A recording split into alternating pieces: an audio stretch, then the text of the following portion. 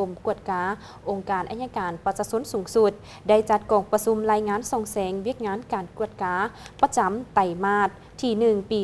2025ขององค์การอัยการประชาชนในขอบเขตทั่วประเทศ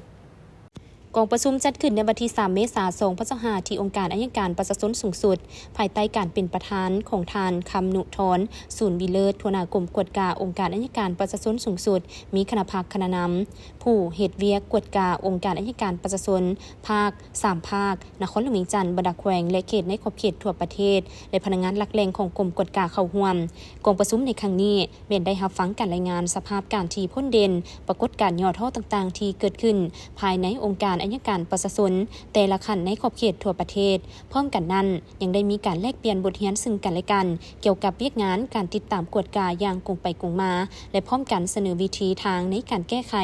ต่อบรรดาปรากฏการณ์ย่อท่อต่างๆที่เกิดขึ้นในทันแถวสมาชิกพรรคพนักงานรัฐกรตลอดฮอดระยะไตรมาสที่ผ่านมา